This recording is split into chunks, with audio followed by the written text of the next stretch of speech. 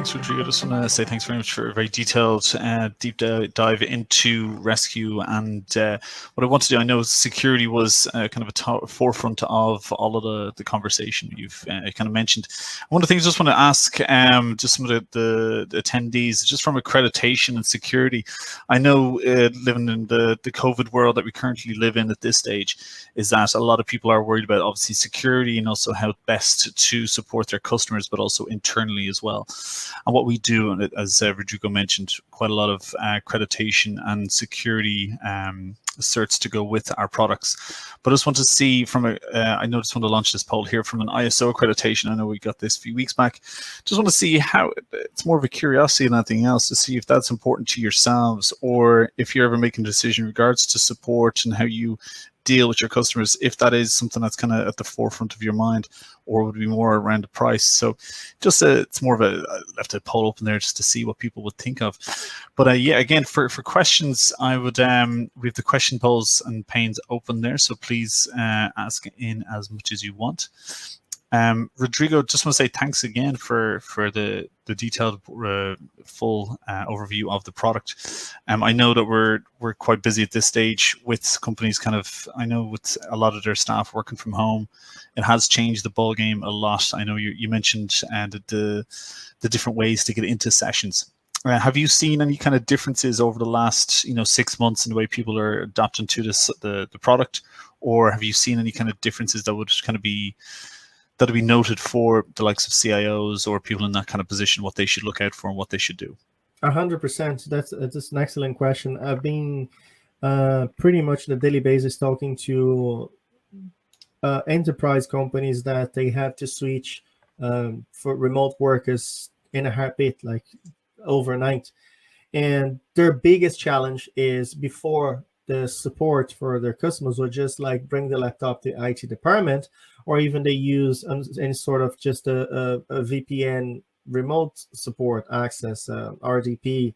But now all of these employees, they're working remotely, and not always they're on a VPN, and they need a secure tool solution to access those machines over the internet, not over the network.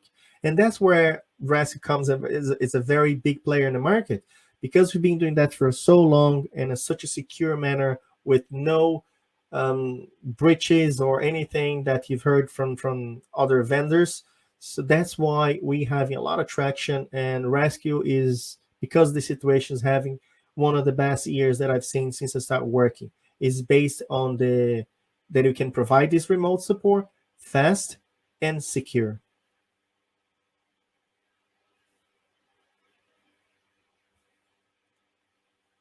One of the questions that I had always, it's about Rescue, is how about external? If I can I invite external technicians to a session, and would that cost me money, or would I need to give them license? No, as long if you are on the technician session, and they are allowed to do so on the permissions on the admin center, they can bring in other technicians to the session and help them. So allowing them to remote in or not, that will be up to the technician or the admin center, what type of permissions that you give to those external technicians. What I want to do is kind of actually just maybe a little off topic, I know, from a remote support area, but I'd love to hear from the audience, if you want to pop in the chat or the Q&A, just to kind of what kind of transitions or what areas you found most difficult during COVID. I know we kind of talked around a more support area, but was it communication? Was it support for your clients? Was it support for your staff? What was the kind of most difficult transition that you've faced over the last kind of 6 to 9 months here? So we'd love to hear more from yourselves and see if we can add any kind of value to the conversation there for yourselves, see how we can kind of help in that regard. You can see people are very quiet here. Don't be shy. If you have any questions, please come on board. I'm happy to answer all of those questions. And as I said, it's been a great year for remote support tools, and we are happy that we can help and enable all of these customers to continue to work.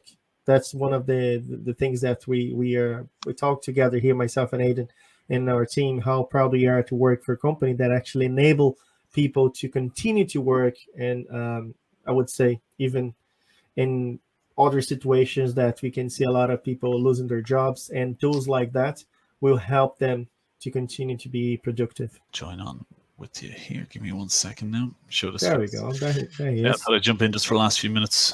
Nobody wants to see your face for the entire an hour, you know. Now, Give them a bit of eye candy. What I want to do is also kind of see. I know I found personally with a lot of companies, they're using the likes of online meetings, to try and use that for support. It's a difficult thing to do. I know people get used to like go to meeting and Zoom and other providers, and they try to do it that way. Have you come across that much yourself, Rodrigo, in the last while? yes, and to be honest with you, the remote work, it just brought us to a different things, because usually you have to be in the office and talk to everybody, and then it's just like people that you end up just like, being a little bit closer, and you end up go for a drink or something after work. But I felt like all of those people that you work remote now, you got closer to those people. You want to see them more often, and you just want to find a way to go for coffee or something that's probably wouldn't do as much when you work remotely. Yeah, it's one of those. It's one of those situations we've. I rent out an office close to the house now because the Dublin office is closed. But anybody kind of coming in by, you're almost looking for them to talk to you at this point, given the fact you're just not used to this kind of new scenario. It is a kind of a change in a different way, in a different world that we're living now.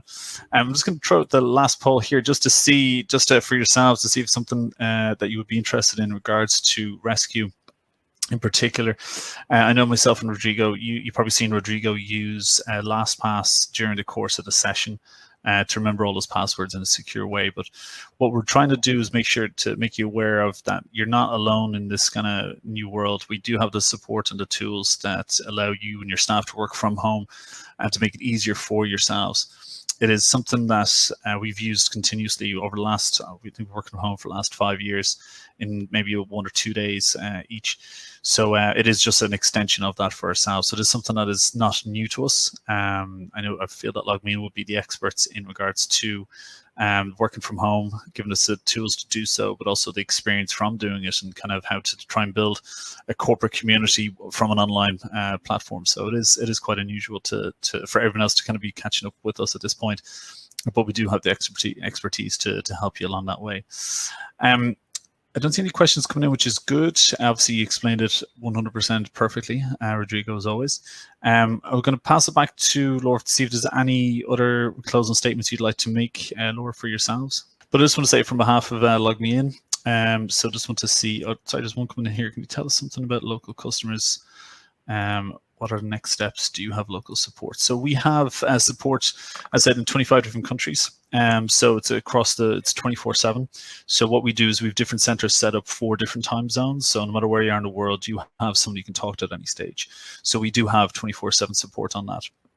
The next, just regards to the local customers that we have, we do have a large base of customers either using our collaboration, our customer engagement support, identity and access management, one of our products within those 3 fields. For GDPR purposes, we do not mention each individual company unless we have prior permission from those companies, the likes of Microsoft, Vodafone, which we do case studies for. I'm more than happy to go through these in detail with anybody on the call.